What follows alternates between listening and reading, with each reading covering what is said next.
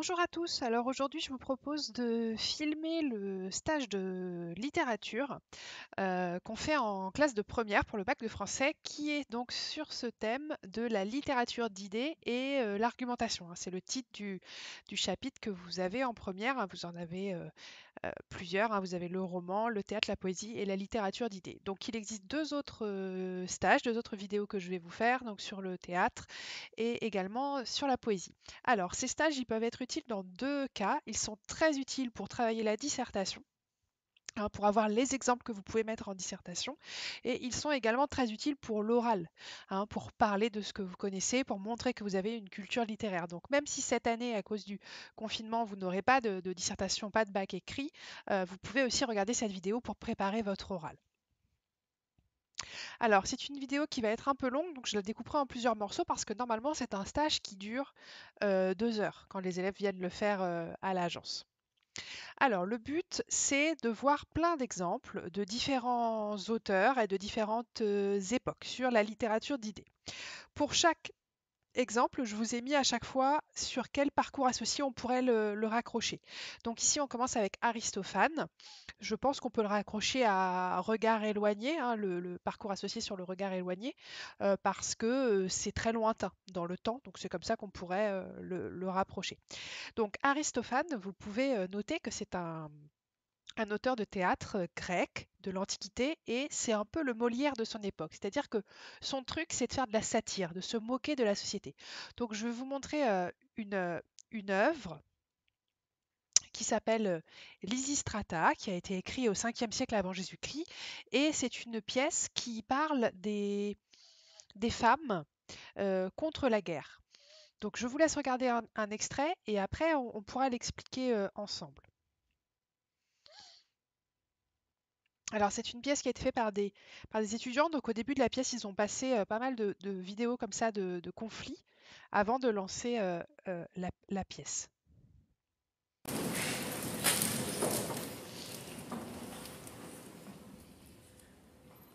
7 mois.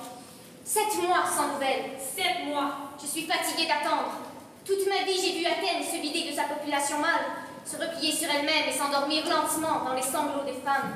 Et attendre. 7 mois. Athènes est une ville morte. Seule. 7 mois. 7 mois sans nouvelles. 7 mois. Lorsqu'un messager revient de Chios nous apprendre qu'un bateau athénien est écoulé, toutes nous tremblons, toutes nous gémissons.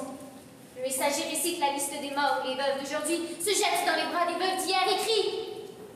Et lorsque le messager nous informe de la mort d'un général de l'armée athénienne, je me bouche les oreilles et je hurle.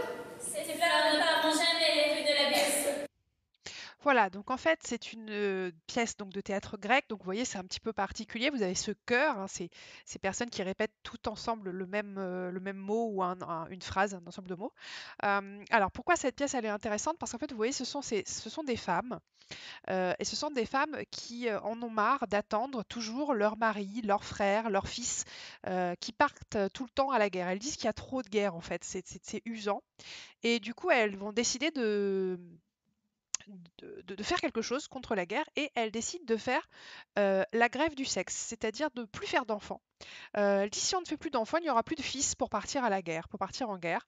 Et du coup, voilà, elle se révolte comme ça. Donc vous pouvez utiliser Lysistrata d'Aristophane pour des dissertations sur l'argumentation et pour montrer comment parfois un regard lointain peut nous faire réfléchir sur nos propres sociétés.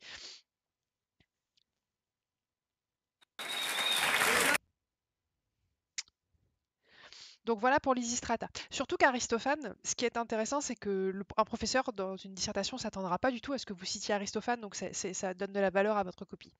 Autre pièce d'Aristophane qui est très intéressante, c'est celle qui s'appelle L'Assemblée des femmes, qui peut rentrer aussi dans le regard éloigné ou dans Autre monde. L'Assemblée des femmes, en fait, c'est... Bah tiens, je vous dis pas ce que c'est, on va regarder l'extrait, puis vous allez comprendre rapidement.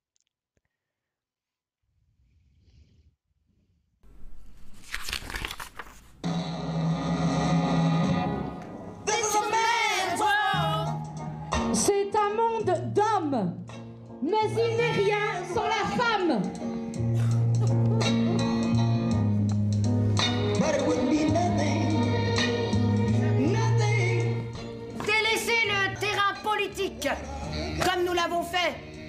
nos propres réticences à l'émancipation.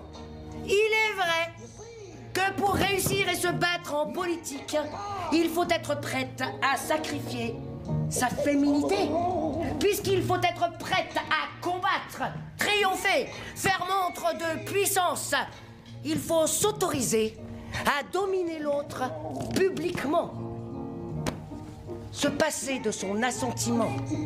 Il faut exercer le pouvoir frontalement, sans minauder, ni s'excuser, car rares sont les concurrents qui vous féliciteront de les battre. L'Assemblée des femmes d'Aristophane fait l'hypothèse joyeuse d'un coup d'État féministe. J'en ai une belle, hein? Oui, on dirait Émile Zola. Non, on dirait Épicrate. À l'aube, des femmes parées de barbe, vêtues de manteaux et de souliers dérobés à leurs maris, sont réunies pour se rendre à l'Assemblée du peuple des hommes et y faire adopter la décision de confier le pouvoir exclusivement aux femmes. Allez, citoyennes, en avant à l'Assemblée nationale! Au matin, des hommes s'éveillent, contraints pour sortir de chez eux, de se vêtir des tuniques de leurs époux. Pour moi, la question de la place des femmes dans nos sociétés, c'est un sujet sérieux, réel. On a beaucoup de retard en France. Il y a beaucoup de freins à l'accession des femmes au pouvoir. Et c'est vrai que l'aborder à travers l'humour, l'ironie, la comédie, permet de dire des choses qui sont extrêmement radicales. L'Assemblée, il fut un temps, messieurs, où nous la délaissions totalement. Mais du moins, nous étions d'accord sur la canaillerie de notre président. Les commissaires avaient mis à l'ordre du jour un débat sur la sauvegarde de l'État. Alors, d'emblée, un jeune homme fort avenant, un bandit pour haranguer la foule, il s'est mis en devoir de nous montrer qu'il fallait confier le pouvoir aux femmes. Confier le pouvoir aux femmes. Confier le pouvoir aux femmes. Voilà, donc vous voyez ici, c'est une adaptation très particulière. Retenez le nom de Géraldine Bénichou, que vous pouvez citer dans la dissertation. Elle a adapté l'Assemblée des femmes, donc le texte d'Aristophane, avec d'autres textes, vous voyez, parfois un peu plus modernes, et puis une mise en scène moderne. Donc en fait, dans l'histoire d'Aristophane, c'est les femmes qui vont faire un coup d'État, elles se déguisent en hommes pour aller à l'Assemblée, pour prendre le pouvoir et ensuite diriger Athènes. Et ça pose les questions de comment serait la ville si c'était les femmes qui la dirigeaient. Et c'est des choses qu'on retrouve, même si ça a plus de 2500 ans, c'est des choses qu'on retrouve actuellement, hein, encore toujours en débat. Il y a toujours des films qui se font où on imagine comment serait le monde si c'était les femmes qui dominaient. D'accord? Donc c'est quelque chose qui est toujours d'actualité. Et c'est pour ça que je l'ai fait aussi rentrer dans le parcours associé Autre Monde. Voilà, donc n'hésitez pas à citer cette œuvre aussi dans une dissertation. Alors, on va sauter quelques siècles. Troisième extrait que vous pouvez citer dans la littérature d'idées, et cette fois donc je le fais rentrer dans le parcours associé sur l'imagination, c'est le roman de Renard. Le roman de Renard de Pierre de Saint-Cloud du XIIe siècle, qui est un texte qui est aussi une critique sociale. Alors, je le mets à 40 secondes, comme c'est indiqué. N'hésitez pas à prendre des notes sur ce que vous entendez dans les vidéos. Le roman de Renard n'est pas un roman. C'est un recueil en langue romane, l'ancêtre du français, qui rassemble des textes disparates, issus d'une longue tradition de récits animaliers en Je mets juste une petite pause. Ce n'est pas un roman, donc faites attention, le roman de Renard, ne l'utilisez pas quand vous avez une dissertation sur le roman. latin. Bon petit diable ou redresseur de tort, Renard est un héros complexe. Malhonnête ou malicieux, selon les branches du récit, il incarne la ruse et l'art de la parole dans des épisodes qui prennent la forme du bon ou mauvais tour. Chaque aventure offre de nouveaux rebondissements qui mettent en scène un monde animal au caractère singulièrement humain. Cette satire prend divers aspects, parodie des chansons de gestes et des romans courtois, mais aussi critique sociale, anticléricalisme et transgression de tabous. Renard ne respecte rien, ni ami ni ennemi, ni fort ni faible, ni dieu ni roi. Mis par écrit par des auteurs anonymes entre 1170 et 1250, le roman de Renard constitue le pendant populaire de la littérature épique et chevaleresque. Des œuvres plus tardives prennent le masque de Renard pour dénoncer avec âpreté la corruption et l'hypocrisie de la société, tel Renard le Contrefait. À la fin du XIIIe siècle, Jacques Margiela reprend les mêmes personnages pour écrire une œuvre d'édification morale, Renard le Nouvel, où le goupil devient l'incarnation du mal, maître du monde. En cette fin du Moyen-Âge, le personnage de Renard est si populaire que son nom, écrit avec un T, entre dans la langue française pour désigner l'animal, remplaçant l'ancien terme de goupil. Pardon. Donc, sur le roman de Renard, vous pouvez donc mettre qu'on a utilisé les animaux pour critiquer la société. Donc les deux personnages principaux sont Renard, qui est un goupil, d'accord? Donc un goupil, c'est un renard, et en fait on vous explique que justement le nom a pris le pas sur le nom commun de l'animal. C'est-à-dire que c'est devenu tellement célèbre que les gens, quand ils voyaient un goupil, ne disaient pas c'est un goupil, ils disaient c'est un renard. Aujourd'hui, imaginons que vous voyez une souris et vous dites oh, c'est un Mickey, au lieu de dire c'est une souris, comme si d'un seul coup on n'appelait plus jamais des souris. Ou quand vous voyez un faon, vous dites c'est un Bambi. Vous voyez? Eh bien, c'est un peu ça. Eh bien, aujourd'hui, on dit plus du tout un goupil, on dit un renard, et c'est devenu le nom de l'animal, parce que au départ, c'est le prénom. Donc ça, c'est le renard. Et le loup, il s'appelle Isengrin. Le loup est toujours méchant et bête dans l'histoire. Et c'est devenu tellement célèbre qu'on en a fait ensuite des dessins animés encore aujourd'hui. Il existe le dessin animé sur le roman de Renard. Renard, sacripant, sacripouille, coquet, coquin, renard, chenapan, sacripouille, sacré vaurien. Renard, s'il vous parle une main sur le cœur, c'est que l'autre est dans votre poche, dans une église. Voilà, donc des dessins animés modernes sur Renard, la ruse, et qui s'en prend toujours au méchant loup qui se fait toujours avoir.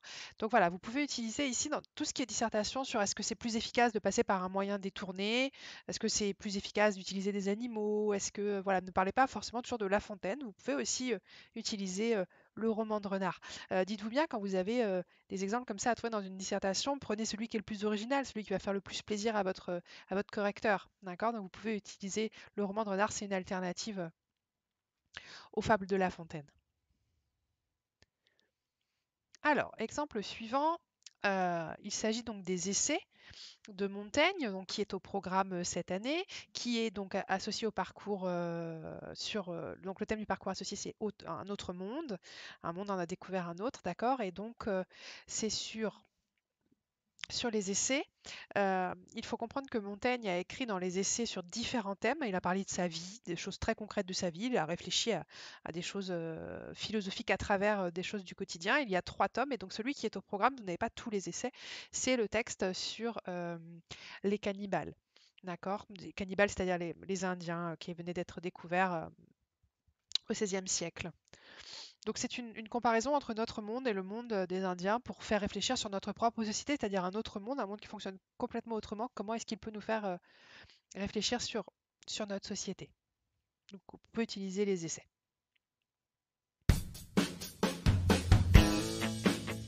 Les essais de Montaigne, c'est une œuvre intimidante, puisqu'elle est assez volumineuse. Il y a 3 livres dans ce livre global. Et puis c'est une œuvre qui est écrite dans une langue qui va souvent vous dérouter. Alors Montaigne, auteur des essais, vit pendant la Renaissance au XVIe siècle, et il édite les essais de 1572 à 1595, puisqu'il y a 3 éditions de cette œuvre, 3 éditions successives, qui à chaque fois donnent lieu à des remaniements des livres qui ont déjà été publiés. Cette œuvre appartient au genre de l'argumentation, et là je vous ai réindiqué entre crochets le terme d'essai, tout simplement parce que le genre argumentatif de l'essai a été inventé par Montaigne. Avant lui, on n'utilisait pas le terme, en tout cas pas le terme dans son sens littéraire, de genre littéraire. Donc souvent on vous fait étudier lors du chapitre sur l'argumentation, parfois aussi au cours du chapitre sur les mouvements littéraires ou sur l'écriture autobiographique en partie. Mouvement littéraire auquel appartient Montaigne, c'est l'humanisme, puisque Montaigne est un auteur de la Renaissance d'une part, et qu'il prône les valeurs humaines, Il s'interroge sur ce qu'est l'homme, notamment par opposition aux animaux par exemple. Il s'intéresse à l'histoire ancienne des Grecs et des Romains pour comprendre comment fonctionne l'humanité sur le plan politique, stratégique, moral et éducatif également. Et qu'il croit en l'homme et en sa capacité à avancer, à progresser. L'auteur, donc Michel de Montaigne, c'est un magistrat qui donc, a fait des études de droit, qui a fait des études à Paris et qui ensuite va être nommé maire de Bordeaux. Alors, il l'a été 2 fois de suite, sans s'être présenté à ce poste, donc ça a été une surprise pour lui, et donc il a été amené à occuper des fonctions politiques un peu malgré lui. Il va prendre sa retraite à 33 ans, ce qui va sembler jeune pour nous, pour une retraite, et qui en réalité correspond à un certain mode de vie propre à son époque, à la Renaissance. Il va se tourner vers l'écriture en fait, et se mettre à rédiger ses essais. Les moments clés de cette œuvre. C'est une œuvre donc très dense et très volumineuse. On peut en extraire énormément de choses, mais dans une perspective qui est celle de les révisions pour le bac, j'ai choisi de vous indiquer 2 textes principaux. La première, c'est celle qui, le premier texte, c'est celui qui est extrait du chapitre sur les cannibales. Cannibales voulant dire à l'époque les Indiens qui s'appellent les cannibales. Ça ne veut pas encore dire anthropophages, ça ne veut pas encore dire qu'ils mangent des hommes, même si le sens va commencer à glisser à cette époque-là. C'est un texte dans lequel Montaigne se fait l'écho de la découverte du Nouveau Monde à la fin du XVe siècle, en 1492, et va raconter la conquête du Brésil par les Portugais et la manière dont se passe en fait cette conquête et les rapports entre Indiens et colonisateurs ou entre Indiens et Européens. C'est un texte qu'on vous fait parfois étudier dans le cadre du chapitre argumentatif puisqu'il traite de la question de l'homme, rapport entre 2 peuples différents et puis question de la cruauté humaine. Autre texte intéressant pour vous, qui est très court, qui est juste à l'entrée du texte, qu'on appelle le seuil d'ouverture du texte, un prologue qui s'intitule « Au lecteur », qui en fait pose ce qu'on appelle le pacte de lecture de l'œuvre, c'est-à-dire que Montaigne s'adresse directement au lecteur pour lui dire de quelle manière il faut ou il l'invite à lire son ouvrage. Et il s'y déclare sincère et ne prétendant pas livrer une vérité, mais seulement ses propres interrogations. Voilà, donc ici, ce texte, il est intéressant pour ces 2 textes que ce professeur met en avant. Donc bien sûr, la question de l'homme avec les Indiens du XVIe siècle, mais la question au lecteur. Vous pensez toujours dans vos dissertations par rapport au lecteur, mais pensez aussi par rapport à l'écrivain, ce que l'écrivain veut transmettre et ce qu'il veut dire. Et ici, c'est intéressant parce que Montaigne fait vraiment un texte où il explique ce qu'il veut faire, comment il faut lire son texte et ce qu'il essaye de faire dans ce texte qui a une partie autobiographique. D'accord ? Donc, vous pouvez aussi l'utiliser dans les dissertations pour ça. Alors, exemple suivant, c'est le Gargantua de Rabelais. Le Gargantua de Rabelais, il peut rentrer dans le parcours associé sur l'imagination parce que donc c'est l'histoire d'un géant. Rabelais, dans Gargantua, pourquoi ça fonctionne pas mon truc ? Vas-y, c'est bon. 494. 1532, à la fin de sa vie à Paris, à Lyon, l'énorme Pantagruel. Pardon. Donc voilà, donc je voulais vous parler rapidement donc, de Gargantua. Rabelais, en fait, c'est un auteur du XVIe siècle, c'est un humaniste, et il se dit qu'il veut mettre la philosophie humaniste dans un texte pour le plus grand nombre. Et il se dit que s'il écrit de la philosophie, pas beaucoup de gens vont pouvoir comprendre ce texte. Donc il pense que c'est plus intéressant de passer par une histoire sympathique, drôle à lire, un aventurier... un personnage dont on va suivre les aventures et du coup à l'intérieur de l'histoire mettre sa propre philosophie. Et c'est comme ça qu'il écrit Gargantua et ensuite Pantagruel qui est le fils de Gargantua. Donc ce sont des géants. Ce sont les aventures de bons géants, ils sont gentils, hein, de bons gros géants, et à l'intérieur, il met sa philosophie. Et c'est très, très intéressant à utiliser dans toutes les dissertations où on vous demande est-ce que c'est plus intéressant justement, est-ce qu'un message est plus efficace quand il passe par un moyen détourné ou pas, ou est-ce qu'il faut être dans le frontal. Et bien ici, on voit que c'est assez efficace de passer par un moyen détourné parce que du coup, c'est plus agréable à lire. Par exemple, c'est un des arguments que vous pouvez mettre dans votre dissertation. Alors, exemple suivant, c'est bien sûr Tartuffe. Je ne pouvais pas vous faire un stage sur la littérature d'idées sans passer par Tartuffe. Donc, Tartuffe, c'est la pensée au XVIIe siècle, donc il rentre dans ce parcours associé. C'est donc une pièce de Molière. Et ce qui est intéressant, c'est que c'est une pièce qui a été interdite. Donc, je vous montre, ici, c'est l'extrait d'un film dans lequel on voit comment Tartuffe est mis en place par Molière et Lully, le musicien du roi, et comment ils vont ensuite être interdits.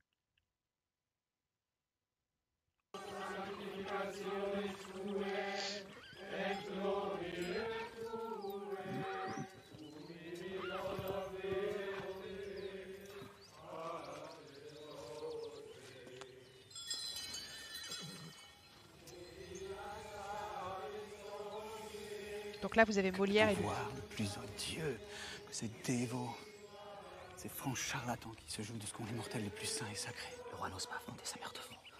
Il se sert de toi. C'est toi qui vas prendre tous les risques. Je sers le roi, Baptiste. Il veut qu'on dise les mots que nous dirons tout à l'heure sur la scène. Que je m'amuse à répéter à ces gens qui, par une âme à l'intérêt soumise, font de dévotion métier et marchandise.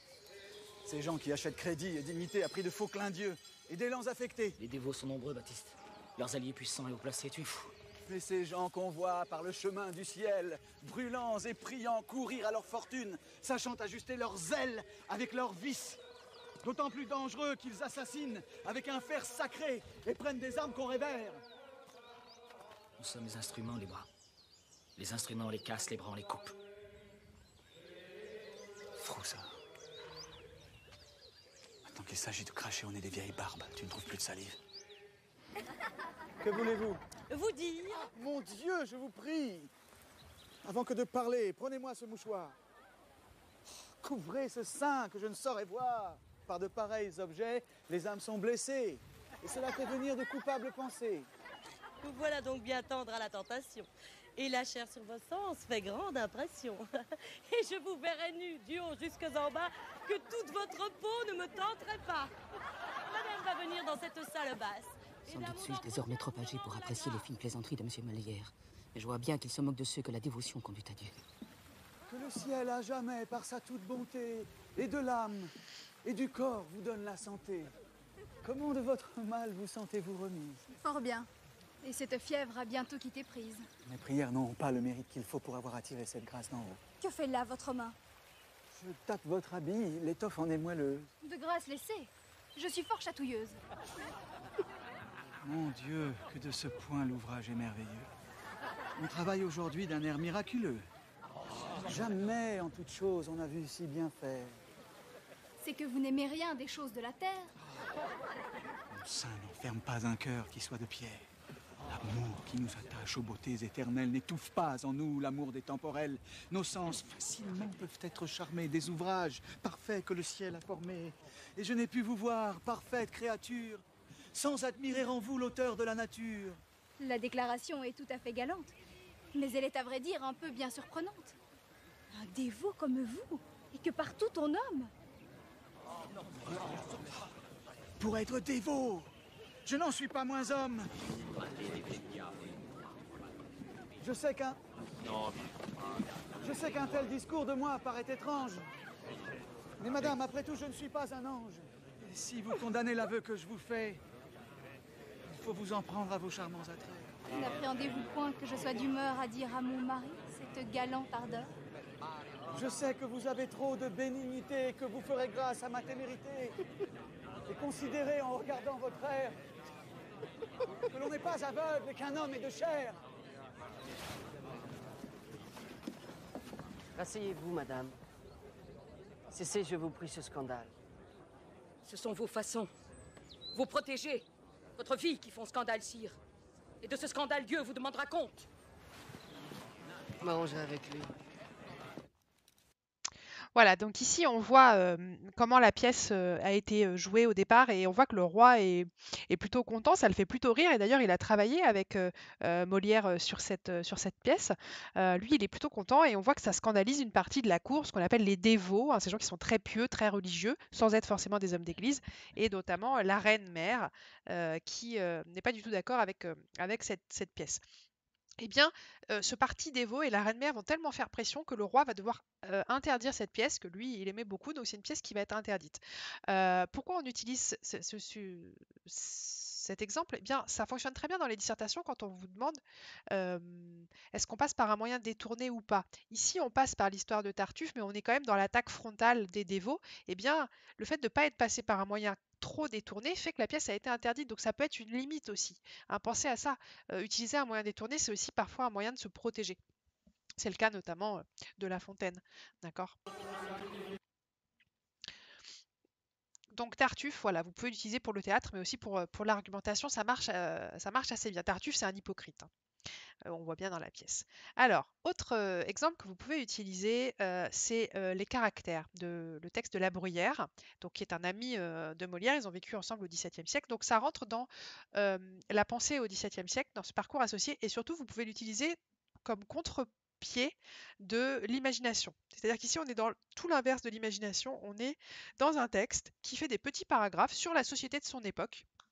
Les caractères, ça veut dire les mœurs de mon époque. Et du coup, La Bruyère écrit comme ça sur la société. Il écrit sur l'amour, il écrit sur les enfants, il écrit sur la moquerie de la cour, il écrit sur les hommes, sur les vertus. Enfin, c'est une critique, c'est une satire un peu de la... Non, c'est une satire...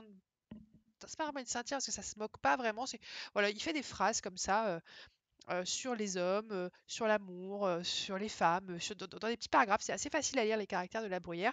Voilà, vous pouvez l'utiliser aussi pour montrer qu'on n'est pas que dans l'imagination et qu'on peut aussi critiquer la société en allant directement en face dans une critique assez frontale. Donc les caractères de La Bruyère au XVIIe siècle. Je continue, j'avance si mon ordinateur veut bien. Sur le XVIIe siècle et l'imagination, bien sûr, on a les fables de La Fontaine qui sont au programme, mais vous pouvez utiliser aussi les contes, hein, et notamment les contes de Charles Perrault qui sont très célèbres à cette époque et encore aujourd'hui, et vous en connaissez beaucoup. Vous ne pensez pas toujours à les utiliser dans les dissertations, donc pensez aux contes. Vous avez La Belle au Bois dormant, Cendrillon, Le Chat botté, Les Fées. Hein, Les Fées, c'est un conte très court. Vous connaissez peut-être l'histoire, c'est deux jeunes filles. Il y en a une qui est très gentille et une qui est très méchante. Et celle qui est très gentille, sa mère, elle lui dit va chercher de l'eau au puits. Elle va au puits, elle voit une vieille sorcière très moche qui lui demande de l'eau. Et comme elle est très gentille, elle lui donne de l'eau. Et la sorcière se transforme alors en très belle femme et elle lui dit comme tu es très gentille, tu vas, chaque fois que tu vas parler, maintenant sortira de ta bouche des rubis, des perles, des pierres précieuses, etc. Donc elle rentre chez elle, elle raconte ça à sa mère, des pierres précieuses qui lui sortent de la bouche. La mère dit oh là là, c'est génial. Elle envoie l'autre fille au puits. Et l'autre fille arrive au puits, la méchante, elle voit la vieille sorcière arriver qui lui demande de l'eau, comme elle la trouve moche et répugnante, elle lui dit non, dégage vieille sorcière. Et du coup, la sorcière se transforme et lui dit comme tu es méchante, à chaque fois que tu parleras, sortira de ta bouche des crapauds, des serpents, des trucs pas très ragoûtants, quoi. Voilà, donc c'est l'histoire sur les contes. Le but c'est d'avoir une morale, c'est d'éduquer. Hein, bien sûr, c'est mieux dans la vie d'être gentil. Ouais. Vous avez donc le petit poussé, le petit chaperon rouge, Ricky à la houppe, les souhaits ridicules, peau d'âne que vous pouvez utiliser et Barbe Bleue. Pensez à l'histoire de Barbe Bleue et de ces femmes, hein, cet homme qui a tué ces femmes parce qu'elles étaient trop curieuses. Euh, voilà, vous pouvez utiliser les contes de Perrault aussi dans les dissertations pour parler de l'imagination au XVIIe. Ça marche, ça fonctionne assez bien. Mon ordinateur bug complètement aujourd'hui. Il fait n'importe quoi. Alors, on va passer au XVIIIe siècle avec les lettres persanes de Montesquieu. Ça, c'est pareil, c'est un exemple qu'on peut utiliser très très souvent. Donc, je l'ai mis dans le parcours associé sur le regard éloigné. Donc, les lettres persanes de Montesquieu, en fait, c'est on pourrait dire un roman épistolaire, c'est écrit sous forme de lettres, donc, et c'est deux persans, donc l'actuelle Turquie. Il y en a un qui part en Europe, qui visite et qui écrit des lettres à celui qui est resté à Ispahan, donc en Perse, et qui lui raconte. Il dit, ah, tiens, c'est marrant, ici, ils font comme ci, ils font comme ça, le gouvernement, c'est comme ça, etc. Et en fait, c'est sous couvert de ces lettres, c'est une façon de se moquer de la société européenne et de la société française. Donc là, par exemple, il y a un texte qui décrit Paris. C'est très drôle parce que on pourrait se dire que ça n'a pas changé, c'est le Paris du 18e, mais on retrouve des choses d'aujourd'hui. Donc il dit Paris est très grand, il dit tu ne croiras peut-être pas, depuis un mois que je suis ici, je n'ai encore vu marcher personne. Ça veut dire que tout le monde court dans cette ville. Donc il dit il court, il vole, les voitures lentes d'Asie, le pas réglé de nos chameaux les feraient tomber en syncope. Ce serait trop lent pour eux. Il dit que quand il marche dans la rue, on l'éclabousse, on lui donne des coups de coude. Il dit un homme qui vient après moi et qui me passe me fait faire un demi-tour et un autre me croise de l'autre côté se remet soudain où le premier m'avait pris, ainsi que je n'ai fait 100 pas, que je suis déjà plus brisée que si j'avais fait 10 lieues. Donc c'est extrêmement fatigant de marcher dans Paris parce que tout le monde vous bouscule, tout le monde court dans tous les sens. Voilà, c'est assez drôle de lire ça sous la plume de Montesquieu. Puis ensuite, il parle du roi. Il va tacler un petit peu le roi de France. Il dit le roi de France est le plus puissant prince d'Europe. Bon, jusque-là, on se dit ouais, c'est gentil. Non, c'est pas gentil en fait. Euh, il explique que le roi s'appuie sur la vanité de ses sujets. Que quand il veut faire la guerre, même s'il n'a pas d'argent, eh bien, il va faire croire à ses sujets qu'il va leur vendre une charge, par exemple, grand écuyer du roi, travailler dans la garde-robe du roi, etc. Et il leur vend comme ça des charges et c'est comme ça qu'il paye ses flottes, ses places fortes, etc. Et le roi est un grand magicien, il dit il exerce son empire sur l'esprit même de ses sujets, il les fait penser s'il veut. S'il n'a qu'1 million d'écus dans son trésor, il en a besoin de 2, il n'a qu'à les persuader qu'un écu en vaut 2 et il le croit. Donc voilà, ici, c'est un texte qui a permis aussi à Montesquieu de se protéger, c'est-à-dire que c'est un texte qui n'a pas été interdit et Montesquieu n'a jamais été arrêté parce que quand on est venu on pouvait l'accuser de dire mais c'est horrible ce que tu dis sur le roi. Il dit, pas du tout, c'est pas moi, c'est mes personnages en fait, c'est mes persans. Donc c'est un peu la même chose qu'on a avec La Fontaine. La Fontaine n'a jamais été trop inquiété parce qu'on lui disait oh là là mais c'est horrible ce que tu as dit sur le roi. Et pas du tout, c'est un lion, pas le roi. Tout le monde savait très bien que c'était le roi, mais vous voyez c'est une façon, en prenant un regard éloigné de se protéger aussi. Et c'est aussi une très bonne façon de se moquer de la société, d'aller dans le regard d'un étranger, ça a plus de poids. D'un seul coup, ça permet de prendre plus de recul. Donc vous pouvez utiliser aussi les lettres persanes de Montesquieu. Ensuite, vous avez Voltaire. Alors Voltaire est au programme et du coup, je vous conseille de regarder cette vidéo. On va pas la regarder là parce qu'elle fait 1h30, mais regardez cette vidéo de Secret d'Histoire sur Voltaire. Elle est vraiment, vraiment pas mal. C'est des vidéos qui sont assez bien faites pour que ce soit compris par tout le monde. Donc voilà, utilisez cette vidéo de Voltaire sur Secret d'Histoire. Sachez qu'il y en a un aussi sur Victor Hugo, qu'il y en a un sur La Fontaine, dont j'ai fait un petit questionnaire que vous pouvez trouver sur mon site internet. Il y en a un sur Zola aussi. Enfin, il y en a pas mal sur des écrivains. Donc voilà, ça peut être des façons aussi de vous cultiver un peu en regardant ces vidéos. On passe au 19e siècle avec Victor Hugo, Le dernier jour d'un condamné. Bien sûr, je ne pouvais pas vous faire la littérature d'idées sans parler de Victor Hugo, grand auteur engagé du 19e siècle. Alors ça rentre dans deux parcours associés. Je pense que ça peut rentrer dans Regard éloigné parce que un condamné à mort, je vous le souhaite pour vous que ce soit un regard éloigné de votre vie. Et puis ça rentre aussi dans l'imagination parce que le but c'est de vous faire imaginer que vous êtes dans la peau de quelqu'un d'autre. Donc je vous utilise la petite vidéo des bons profs sur Victor Hugo.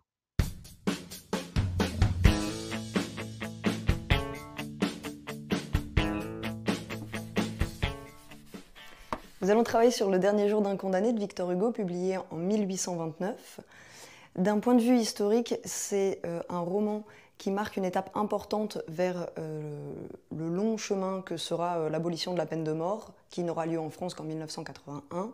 Et d'un point de vue littéraire, c'est une forme qui est résolument nouvelle, puisque Victor Hugo défend ses idées, non pas par un essai ou un essai social, politique, ou alors un discours, mais il passe par la fiction. Et au centre de la fiction, il place un condamné. Donc le condamné est dans sa prison et il met en place en fait une fiction qui fait que le condamné a accès à un papier et un stylo et écrit continuellement de 6h du matin jusqu'à 4h du soir. Et donc le lecteur a accès aux pensées et par cette fiction-là peut rentrer en fait dans le cachot du prisonnier.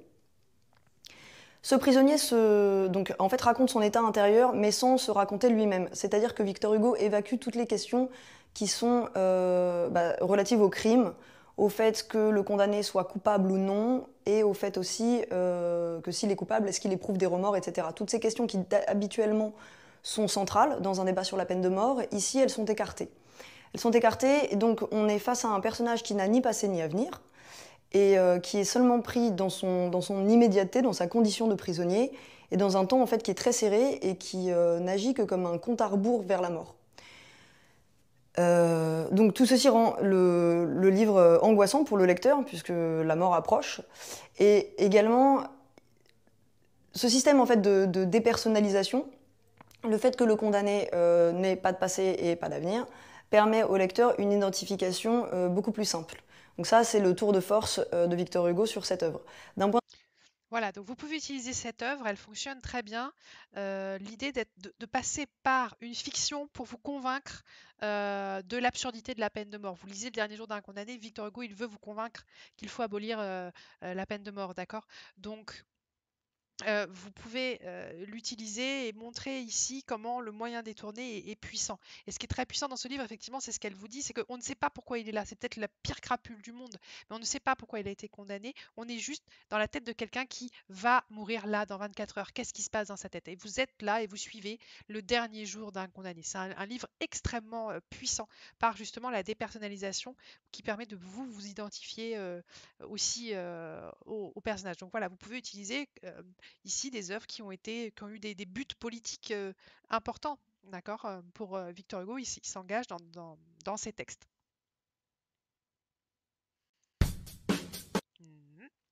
Alors, exemple suivant, c'est Balzac, c'est un roman, c'est La peau de chagrin qui a été écrit en 1831.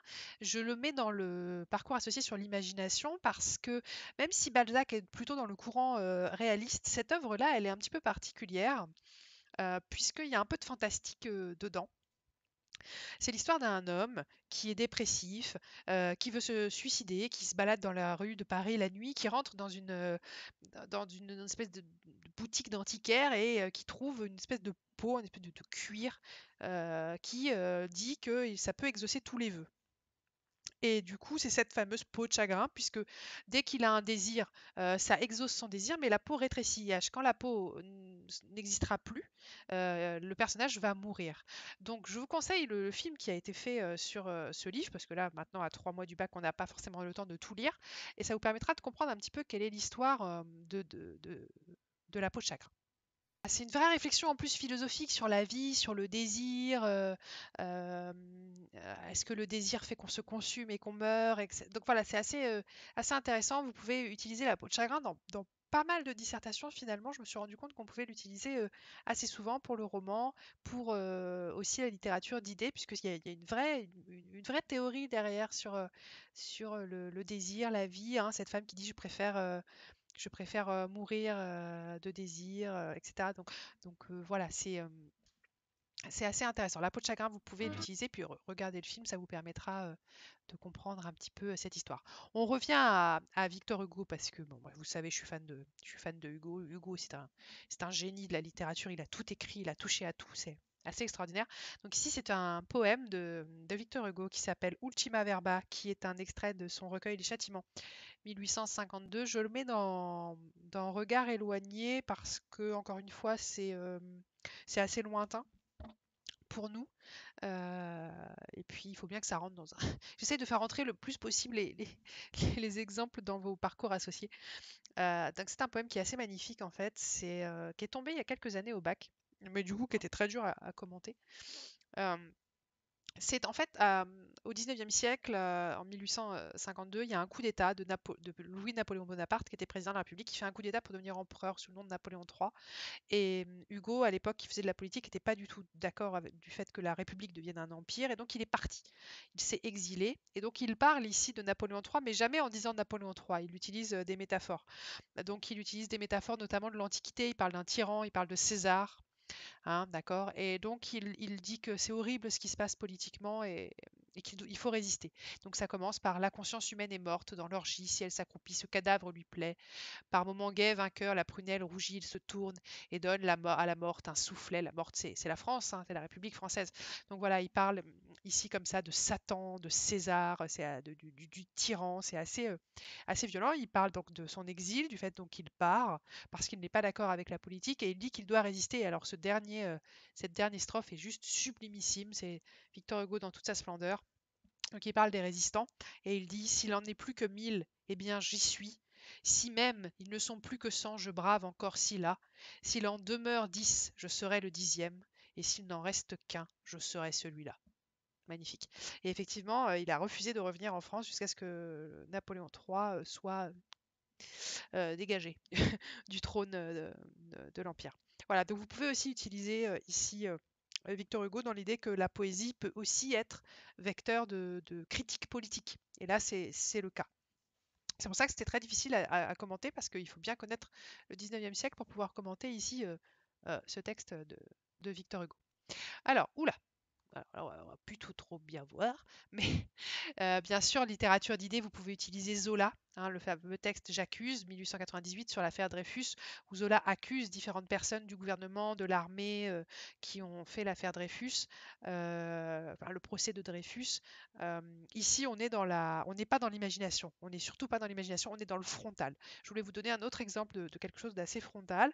C'est ni un roman, ni une pièce de théâtre, ni de la poésie, c'est une lettre ouverte, donc une lettre qui a été publiée dans un journal, voilà, et qui commence par j'accuse. Et la force de ce texte, c'est bien sûr l'anaphore. J'accuse à chaque phrase. Donc il accuse qui? Le général d'avoir été complice, un autre général d'avoir fait de fausses preuves, d'avoir mené une enquête scélérate, les experts d'écriture d'avoir fait de faux rapports, etc. etc.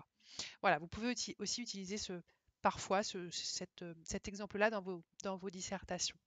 Montrer que le frontal peut aussi être efficace.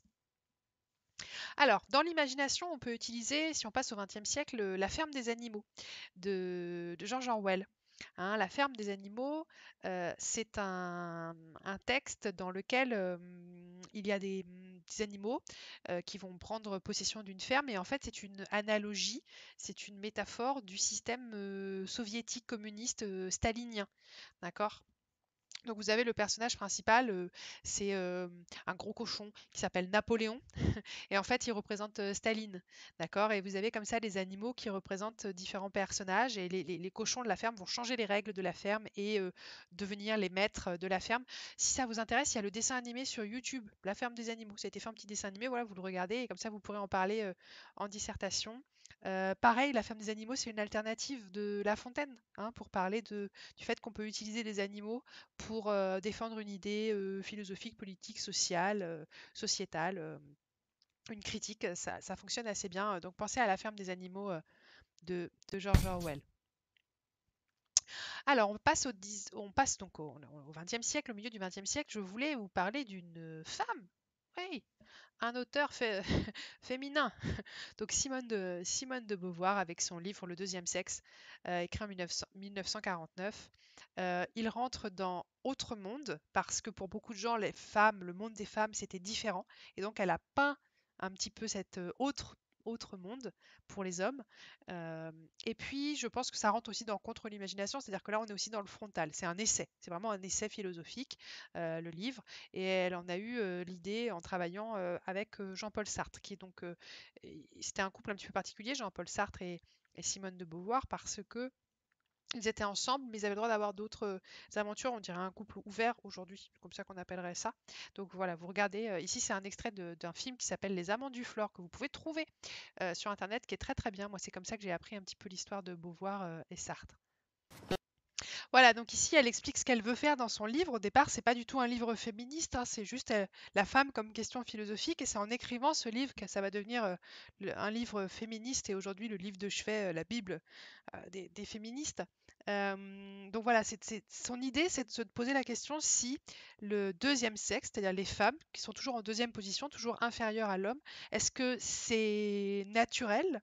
Est-ce qu'on est femme, c'est-à-dire est-ce qu'on est inférieur, ou est-ce qu'on le devient, c'est-à-dire est-ce que la société société crée comme ça une domination ancestrale de façon complètement inconsciente, hein, parfois. Hein, son but, c'est pas de dire oh là là, les méchants hommes, ils dominent les femmes, pas du tout, c'est de dire que c'est inconscient, que c'est la société, etc., qui fait tout ça. Donc vous pouvez utiliser aussi dans l'argumentation, dans la littérature d'idées, Simone de Beauvoir, ça fera plaisir à votre correcteur parce qu'on la cite pas souvent, et c'est un vrai texte.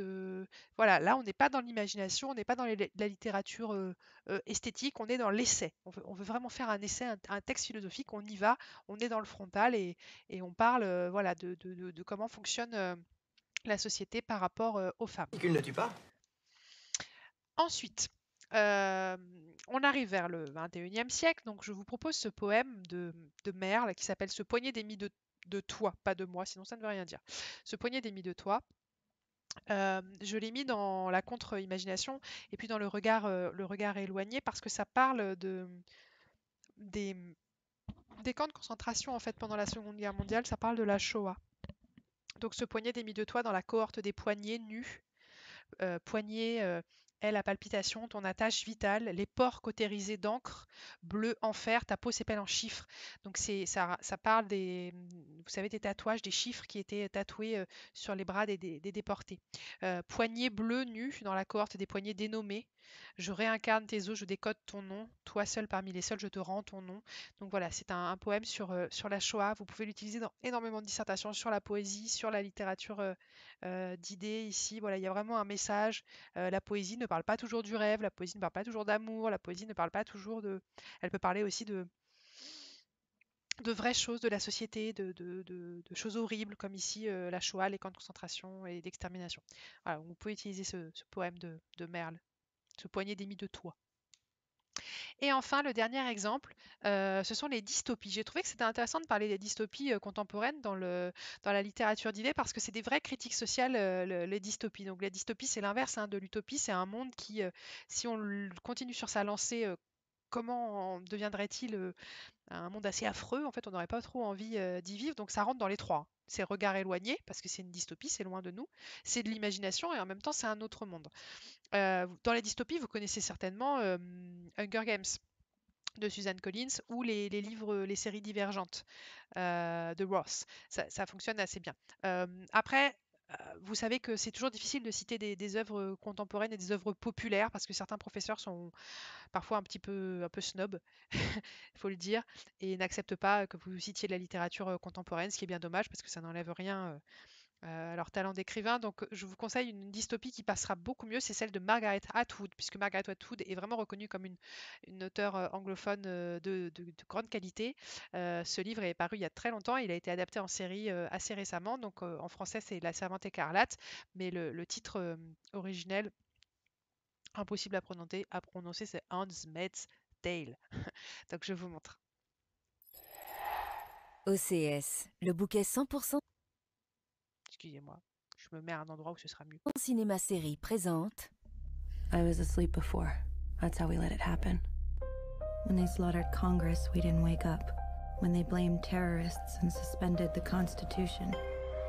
Je vais vous raconter quand même 2 minutes l'histoire avant, sinon vous n'allez pas bien comprendre. C'est l'idée que la société, en fait, à cause des pesticides, etc., eh bien, les femmes sont devenues stériles. Beaucoup de femmes sont devenues stériles. Il n'y a que quelques femmes qui peuvent encore faire des enfants. Donc la société a été chamboulée par ça. Et du coup, il y a eu un coup d'État de l'armée. Et on a créé une nouvelle société avec des maîtres qui dominent. Les femmes n'ont plus le droit de travailler, les femmes sont à la maison. Ensuite, vous avez les servantes. Hein, les jardiniers, les femmes de ménage, les cuisinières, etc., qui sont habillées en beige dans le livre. Et ensuite, vous avez ces fameuses servantes écarlates, ces femmes qui sont là pour faire des enfants, qui sont en rouge. Et donc, il y a un cérémonial assez affreux, une fois par mois. Elles doivent prendre leur bain d'une certaine façon. Elles se préparent pour la cérémonie. En fait, c'est juste un viol. Hein, c'est le maître dans la maison dans laquelle elles habitent qui vient les violer pour essayer d'avoir des enfants. C'est ça l'histoire. Ah ouais, c'est une vraie bonne dystopie, c'est bien affreux. Hein. We didn't wake up then either. Who suffer for the cause of righteousness. The Handmaid's Tale, La Servante écarlate, saison 1. Voilà, donc par-dessus ça, en plus, vous avez une espèce de dictature religieuse. Les gens s'espionnent pour vérifier que tout le monde suit bien les bonnes règles, hein, c'est ce que ces fameux œils. Voilà, c'est assez, c'est très très bonne, très bon livre et une très très bonne série. Je vous le conseille, mais c'est assez angoissant. Moi personnellement, j'ai beaucoup de mal à regarder ça. C'est tout ce qui me fait peur dans la société. Donc c'est vraiment une vraie dystopie qui met en avant les choses qui nous angoissent profondément. Voilà. Donc ici vous avez tous les exemples que vous pouvez utiliser dans une dissertation sur la littérature. Il y en a bien d'autres, hein. J'ai fait une petite sélection pour que vous ayez pas mal d'exemples. Je vous ferai donc une vidéo aussi sur le stage que je fais sur le théâtre et sur le stage que je fais sur la poésie. Mais bien sûr, l'idéal, c'est de faire les stages en vrai, dans lequel on a le temps d'échanger ensemble. Mais là, avec le confinement, que vous ayez quand même ces stages en vidéo, c'est bien que vous puissiez les